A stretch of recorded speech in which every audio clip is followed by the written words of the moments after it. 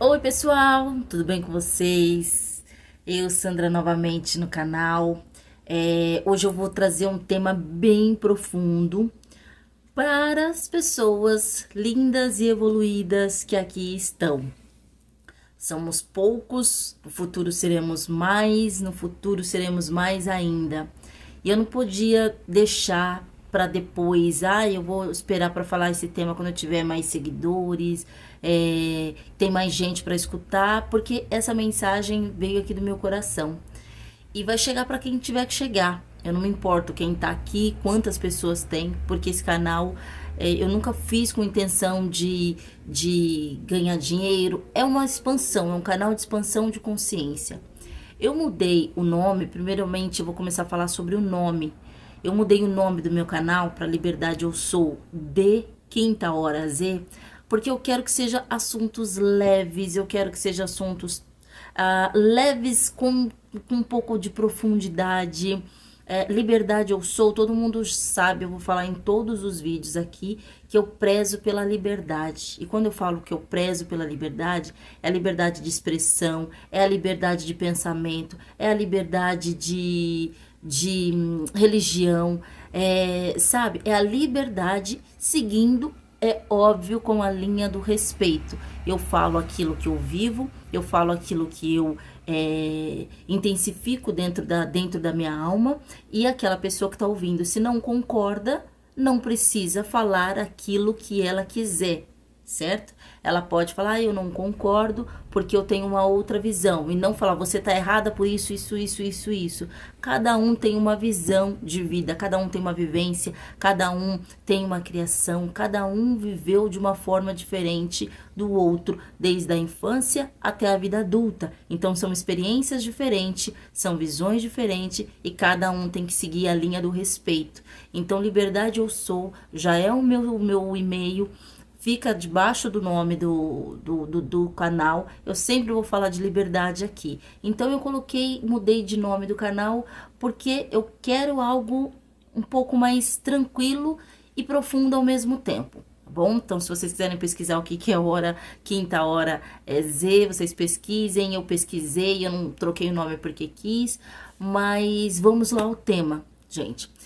Esse tema, ele é muito profundo para mim, muito profundo. Por quê? Eu cresci dentro da religião evangélica, né? Hoje em dia, quando você fala cristão, tem as pessoas que também se consideram cristãos, mas são da igreja católica.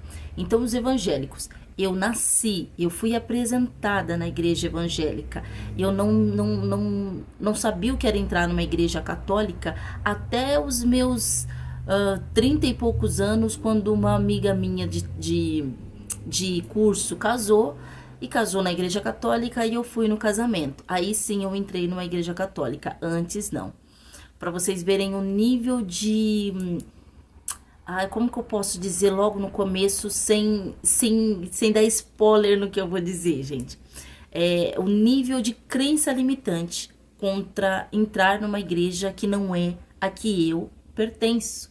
Porque eu pertencia a um quadrado, a um redondo, a uma panelinha. E se eu entrasse em outra panelinha, eu estaria, de certa forma, virando as costas ou traindo o meu Deus. Certo? Isso era a visão que eu tinha para não entrar numa igreja católica. Nas outras religiões, então, nem se fala. Vamos lá. Eu peguei 7 motivos para que um cristão saia da igreja. E nenhum desses 7 que eu vou falar aqui para vocês tem a ver com briga na igreja, briga de cargo, briga de... eu tinha que estar no grupo de louvor e a irmã colocou a outra... porque a missionária falou uma coisa pra mim que eu não gostei, porque o pastor falou uma coisa que pra mim não gostei, porque eu peguei fulano do casalzinho da igreja, um traindo a mulher, outro traindo o esposo, os dois. Não tem nada disso. Eu estou falando a minha vivência, tá? Esses 7 motivos foram o que fizeram eu começar a pensar bem, será que é isso que eu quero pro resto da minha vida?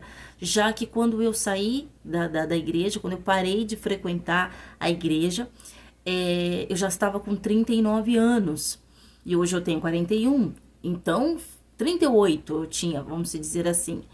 39 eu já não ia mais. Se eu fosse, eu fui umas 3 vezes no ano, quando eu tinha 39 anos. Então, assim, eu... Foram 3 anos que eu estou fora de dentro da igreja. E quando eu parei para analisar o porquê eu parei de ir, eu peguei esses 7 tópicos. E eu vou explicar para vocês um a um. Primeiramente, eu vou começar do 7 para baixo. Então, são os motivos menores. E depois, lá no primeiro, o primeiro é ótimo. Eu vou deixar o primeiro, essa informação do primeiro, assim, por último, porque eu quero que vocês se atentem a essa informação. Porque pode ser que vocês estejam vivendo isso, tá? Eu não sei para quem eu vou estar dizendo, eu não sei quantos anos esse vídeo vai ficar no YouTube, eu não sei para que pessoa vai chegar, mas eu tô falando de dentro do meu coração, gente.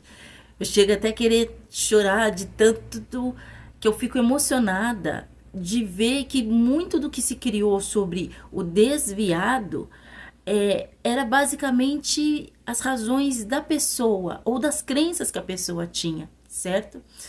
E quando eu me deparei com a liberdade que eu senti depois que eu saí, não que a igreja em si, as 4 paredes dela, tinha uma coisa a mais que me prendia nas correntes do aprisionamento mental. Não, não é isso.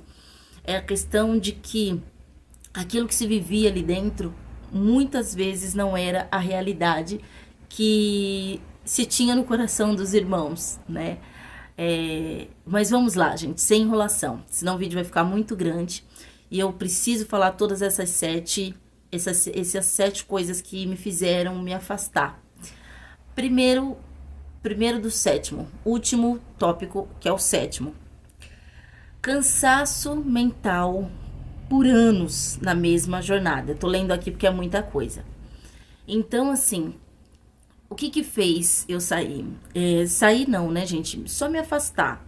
Porque eu não tinha cargo nenhum na igreja, nunca me importei com isso. Eu quero louvar, tal. Eu já dancei, sim, no grupo da igreja por muitos anos, no grupo de coreografia, mas eu nunca tive outro cargo a não ser esse. E não era nem cargo, né? Era apenas a ministração de louvor através da dança. Mas vamos lá. O cansaço mental era... Se eu nasci na igreja evangélica, com 1 ano de idade, minha mãe me trocava bonitinho para ir para a igreja. Com 5 anos, trocava para ir para a igreja. Todos os domingos e dia de semana, quando tinha culto e ela chegava antes do serviço e podia ir, nós íamos. Então foi anos e anos fazendo a mesma coisa direto. Domingo, não ir para a igreja significava 3 motivos: sair para passear com os meus filhos ou com a minha mãe, enfim, e cheguei tarde. A igreja começa normalmente 6h30, 7 horas de domingo, e aí você chega às 6h15, ainda tem que dar banho na criança, tem que se trocar, ou se você for do jeito que você foi pro parque, você vai chegar lá que não tá cheirando bem, uma roupa que não tão adequada para ir para a igreja. Ok, é um motivo para não ir para a igreja. Muito frio ou chovendo que não parava. Meu Deus do céu, a chuva não para, tá muito forte. Como é que eu vou chegar? Para quem não tem carro, gente, isso é um impedimento. A não ser que a igreja seja do lado da sua casa. Se não for do lado da sua casa, é impedimento. Para quem tem filho pequeno, como eu tinha, sair de casa e ter que andar 10, 15 minutos até na igreja, no maior chuva, com 2 crianças com guarda-chuva, esse era um dos motivos que não me faziam ir para a igreja nos finais de semana, no domingo ou num dia de semana. E o outro motivo que não deixava eu ir para a igreja é doença. Tô doente, tô gripada, tô com dor de garganta, tô com cólica, enfim. Eram só 3 motivos. Então, quando eu falo cansaço mental, meu Deus, todo dia de novo, mais um domingo, vamos pra igreja. Aí separa aquela roupa legal, arruma cabelo, quando é 4h30, 5 horas já começa. Ai, arruma cabelo, ai, vai tomar banho, ai...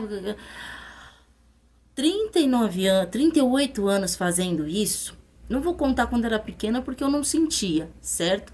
Mas aí, vamos contar 30 anos. A partir, vamos colocar aí 8 anos, que aí eu já tinha noção de que hoje é domingo, vou para a igreja. Fazendo isso, isso foi me cansando. O ano que eu comecei a diminuir de ir para a igreja foi 30, foi um pouquinho antes da pandemia, se eu não me engano. E, ai, desculpa, gente, e um pouquinho antes da pandemia, e eu trabalhava num spa, onde eu trabalhava de domingo também. Era a escala 6x1, né? Tinha domingo que eu tava de folga e tinha dia que eu tava trabalhando. Então, o meu horário no spa, de domingo, a gente saía às 6 da tarde. Pra estar na igreja às 7 horas, o meu trabalho era na Zona Sul e eu moro na Zona Norte. Ok. Trânsito não tinha. Minto que trânsito não tinha. Mas o ônibus, para quem mora em São Paulo, sabe que demora muito. Acho que nem precisa ser só em São Paulo. Qualquer cidade no domingo, para quem vai usar transporte público, demora muito no domingo. Então, até eu me trocar, sair, ir pro ponto, pegar o ônibus, voltar para casa, me trocar para ir para a igreja, ou ir para a igreja da mesma forma que eu fui trabalhar, era um pouco cansativo. Quando eu não ia, porque eu estava muito cansada, porque o ônibus demorou muito, e aí eu ia chegar na igreja quase às 8 da noite, sendo que o culto já começou quase 1h30, porque o culto da igreja que eu era começava às 6h30, era chato, eu me sentia mal, assim, não me sentia tão mal, mas eu ia, sempre fui cara de pau, eu ia. Chegava lá às 8 horas, minha mãe e meus filhos já estavam lá, eu sentava com eles se tivesse lugar ou não, ou se não separado. Enfim, isso foi me cansando, essa rotina virou uma espécie de trabalho. Eu não ia mais para a igreja apenas para adorar a Deus. Eu ia como se eu tivesse que bater carteira, que bater ponto, aliás, que bater ponto. Aí tem que ir pra igreja. Aí eu já não fui domingo passado. Aí domingo que vem eu vou estar trabalhando também. Se eu não for nesse, vai ficar 2 domingos sem ir. Ah, esse domingo é Santa Ceia. Não posso não posso deixar de ir, porque senão eu nunca liguei para o que os outros pensam. Essa é a real. Eu nunca me importei de verdade. Se eu não quisesse tomar Santa Ceia, porque vamos supor, eu briguei, tive uma discussãozinha com a minha mãe ou com os meus filhos, e eu não quisesse tomar Santa Ceia, eu não tomava. Não interessa se a irmã ia ficar olhando pra mim ou não. Nunca me importei com isso. Ou eu nem ia na Santa Ceia. Mas quando eu digo assim, eu chegava e as pessoas ficavam, nossa, 8 horas da noite chegando e tal, tal, tal. A maioria acho que sabia que eu trabalhava de domingo. Mas enfim. Então, isso foi me cansando. Aí eu tenho que trabalhar o dia inteiro, depois ir para a igreja. Isso já tá se tornando como se fosse uma obrigação, mas eu não percebia que eu estava achando que aquilo era uma obrigação, né? Eu estava achando que eu ia para a igreja realmente para dobrar o joelho no chão, orar, falar com Deus, ter minha intimidade. Achando que dentro da igreja eu tinha muito mais intimidade com Deus do que fora. Porque fora a vida é corrida, a gente trabalha, a gente limpa a casa, e a gente faz isso, faz aquilo outro. E você passa o tempo e não tem o tempo dedicado ali para Deus. E a igreja, a gente sabe que é um local de adorar a Deus em conjunto com seus irmãos e tal, tal, tal. Lá você vai ter o louvor, vai ter a palavra, vai ter o testemunho, se tiver, enfim. Isso estava me cansando. Isso foi um dos motivos que já começaram a me enfraquecer. Por isso que eu coloquei lá no 7º lugar, que é uma coisa pequena, mas que foi um ponto aí que começou a bater na tecla do... Será que você está adorando a Deus ou você só está indo para a igreja porque é uma convenção social que você já participa há muitos anos e está aqui cravado dentro da sua mente, certo? 6º ponto. Frustração comigo mesmo. Ai, gente, pelo amor de Deus, Senhor de Deus. Quando eu comecei, acho que com 36 anos, eu comecei numa frustração de, meu Deus, por que isso? Meu Deus, por que aquilo? Senhor Jesus. Ai, ai, ai, ai, ai, ai, ai, ai, ai. Eu isso, eu aquilo. Ai, por que minha vida assim? Por que minha vida assado? Senhor, não sei o que lá. E aí, eram feridas emocionais dentro de mim que eu não sabia que eram feridas emocionais. Porque, gente, vou abrir um parênteses aqui e não é uma crítica. É só uma visão que eu percebi. O que acontece? Muitas, mas 95% das pessoas que entram dentro da igreja evangélica tem muitas feridas emocionais, traumas emocionais terríveis, terríveis, abuso, uma vida de mulheres que apanham do marido, mas ficam quietinhas e os seus maridos são pastores. Vocês entenderam? Tem um alto cargo dentro da igreja e não falam isso. Vão para a igreja bonitinho, se comportando como quem tá adorando a Deus e não tem nenhum problema na vida para cuidar. Aí elas sofrem caladas e sofrem na oração. E aí quando tem campanha, elas vão e fazem campanha e tá lá, elas lá orando firme e forte: Senhor, livra o meu marido da dependência química, livra o meu marido do álcool, Senhor, converte ele, traz ele para tua casa. Aí o pastor vai e fala: você e sua casa servirão ao Senhor e não sei o que, e ela se apega naquela fé e tal e tal e tal, mas isso não acontece. Passa anos, anos e anos, e aquele homem cada vez pior, uma hora melhor, outra hora piora. Então essa frustração que acontece com muitas mulheres de dentro da igreja foi acontecendo comigo. Eu não tinha marido mais há muitos anos, eu não tinha do que reclamar sobre minha casa e eu serviremos ao Senhor, porque todo mundo já era cristão dentro da minha casa, mas eu fui me frustrando comigo mesmo sobre até onde eu cheguei. Eu tô com essa idade, o que eu conquistei, o que eu não conquistei, por que isso, por que aquilo, Senhor, e tal. E aí eu fui me frustrando e fui automaticamente, sem querer, culpando Deus por algo, culpando Deus por alguma coisa. Senhor, eu te sirvo há tanto tempo e isso. Sabe aquela famosa informação de que aquelas mulheres dentro da igreja falam assim: nossa, eu tô lutando pra tanta coisa acontecer na minha vida de bom, e chega essa irmã que acabou de aceitar Jesus, tá aqui e já conseguiu a bênção, tá contando um testemunho? Que é isso? Nossa! Ai, Deus, o senhor não tá ouvindo minha oração, não? E é assim, não é, gente? Só um minuto. Pronto, gente, era só uma ligação, eu já encerrei. E aí, eu fui me frustrando cada vez mais. Essa frustração deu um start na minha cabeça de tipo, o que eu tô fazendo na igreja durante todos esses anos que eu ainda não evoluí para isso ou para isso, certo? Eu fiquei: Senhor, eu não faço isso, nada na tua casa, só fiz isso. Ou será que quem faz tudo isso tá... Sabe, eu comecei a entrar naquela linha de comparação. E sabe aquela frase? Ai, gente, eu esqueci a certinha. Mas na linha da comparação, nenhuma autoestima sai ilesa. É como se fosse isso. E aí eu fui me rebaixando, a minha autoestima foi diminuindo. E eu já estava com cansaço mental de ir todos os domingos ou dia de semana, quando eu podia.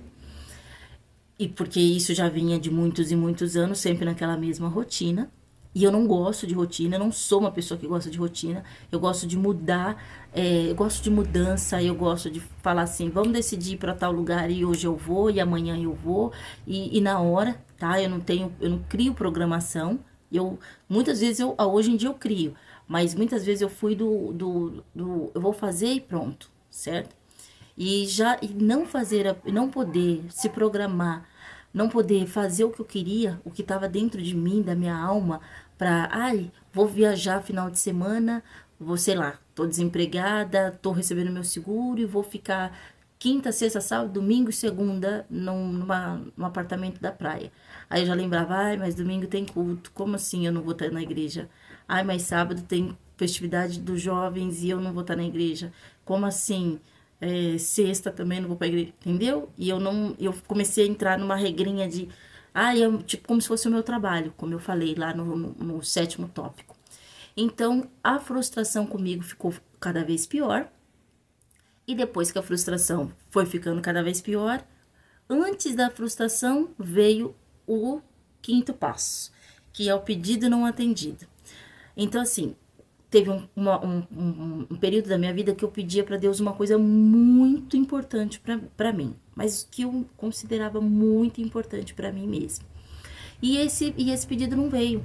Então, eram dias, meses, anos indo adorar o Senhor na casa de Deus e ouvindo da boca de quem estava pregando na palavra, indo para várias igrejas para buscar a palavra nisso, naquilo outro, e Deus vai te abençoar, espere, irmão, não vai passar muito tempo, isso vai vir, o teu milagre vai chegar, entra em campanha, sai de campanha, faz isso, faz aquilo outro. Nunca fui a cristã de subir no monte, não tem como dizer sobre esse ponto, porque eu nunca fui, a igrejas que eu participava nunca subiram, e quem subia, da igreja que eu participei, quem subia era só os pastores, junto com os obreiros e tudo mais, mas e poucos membros iam, mas como eu tinha filhos pequenos, eu não podia subir, porque eu não tinha com quem deixá-los.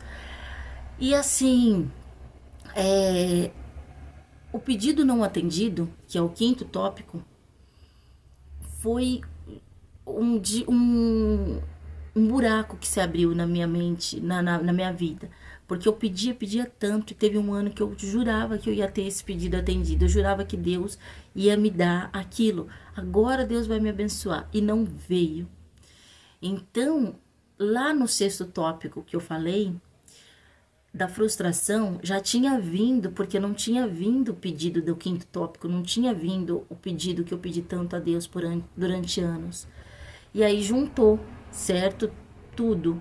E aí esse pedido não atendido, eu fiquei triste, eu culpei Deus, eu culpei a mim, eu falei, eu tô errada porque talvez eu não faço isso, porque talvez eu não jejuo das 7 da manhã às 23 horas, porque talvez eu não ore das 7 da manhã às 23 horas, porque eu não faço isso, porque eu não faço assado, porque eu não faço cozido, porque eu não faço cozinhado, sabe?